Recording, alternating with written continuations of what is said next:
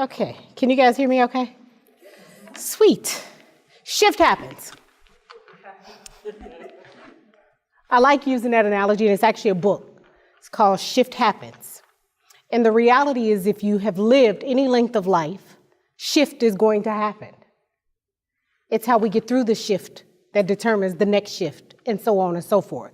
If you haven't experienced the shift, as my mother would say, keep on living, because shift is coming for you, whether you like it or not.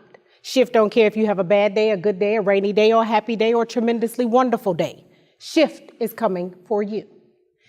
I had the pleasure of, like she said, I was a member of the 6 Brown Chicks. We were on this fabulous show, and I thought, whoo, my life is about to blow up. I'm going to be all these wonderful things to all these wonderful people. And then I walked out the door and got hit by a car. Shift. So that altered my plans. How many of you have had altered plans in your life where you thought, oh, this is going to be this, and then it turns out to be something else? Yeah. Shift happens. But if I can leave you with, yes, I have my lemonade and my lemons, but I'm going to tell you about the shift.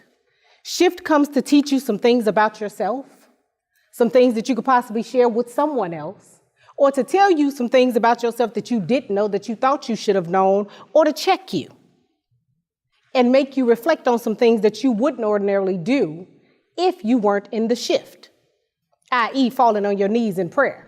You wouldn't do that if you didn't go through a shift.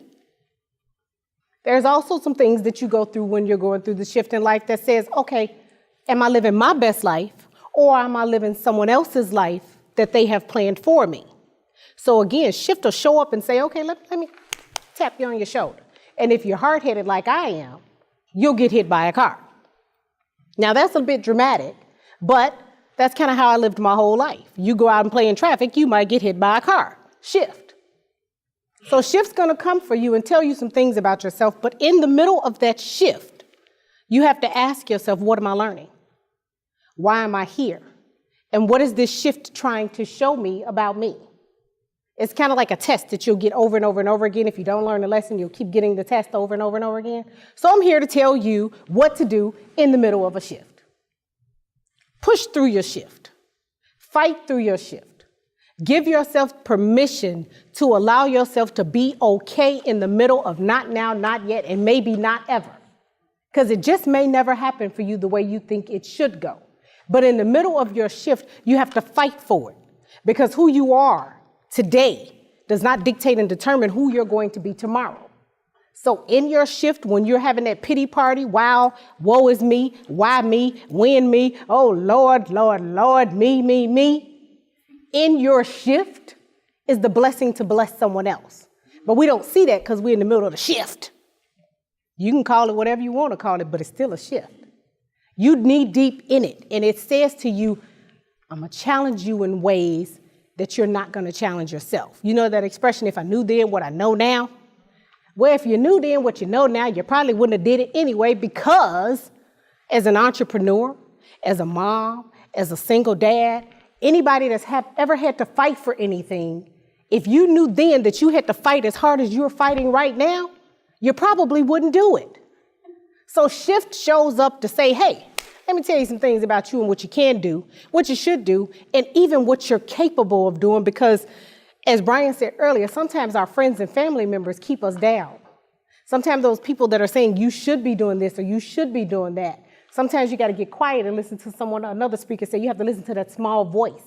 You have to get quiet so that the shift can shift you in a direction that you want to go in, because you can't be who you're trying to be if you're stuck in who you are. So I will leave you with, I have a permission slip. Why did I create a permission slip? Because I found in my shift, I wasn't giving myself permission. I was fighting it. Because in my mind, I'm going to be a celebrity, because I was on that show. And in my mind, I'm going to make a lot of money. Well, my shift said otherwise. He said, I have a different route for you. But I was angry.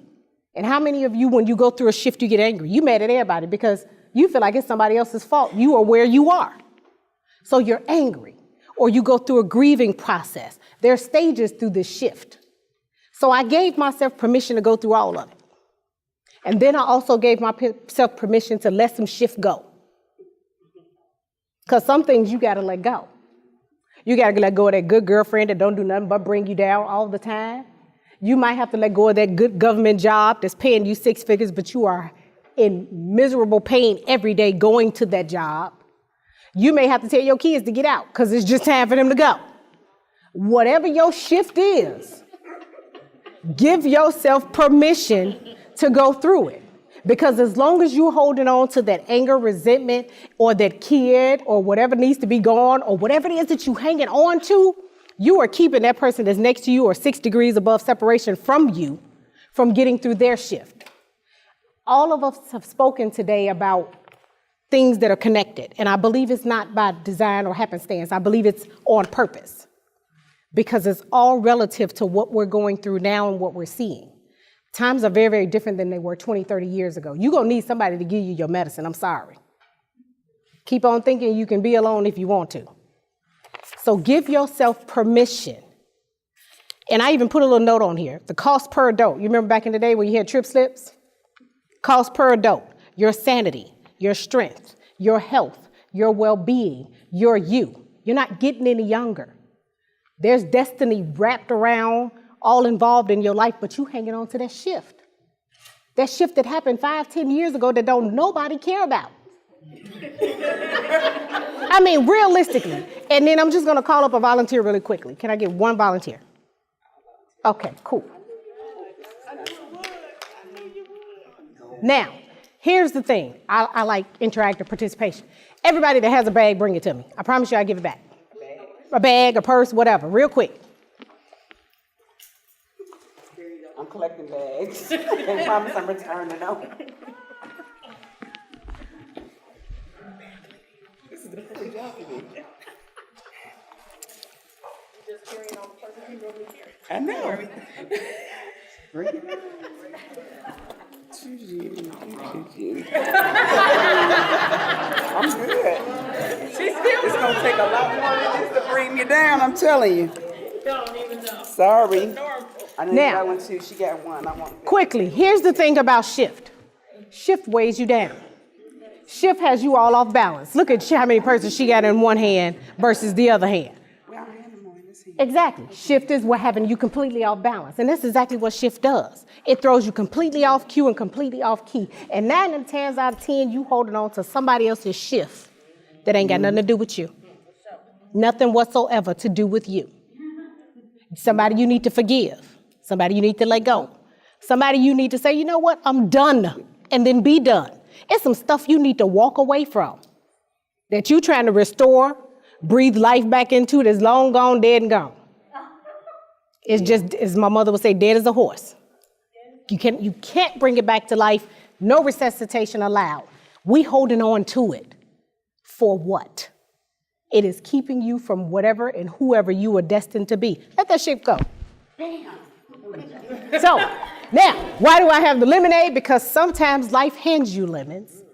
And I'm a big proponent of when life hands you lemons, you make lemon drop shots. I like that one. You make lemon butter. You make you some antiseptics.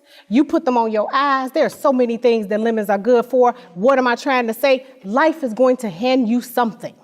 And it is not always going to be in your best advantage. But what you do with that thing is you take it and you use it for your advantage. There are so many properties for lemons. Honey, make you some lemon drop shots. Like I said, you can make you a chocolate cake with some lemons. As crazy as that may sound. You can make you some margaritas. So many, I'm sorry, I like alcohol and I'm okay with that. That was part of my permission, giving myself permission. So many things that you can do with lemonade.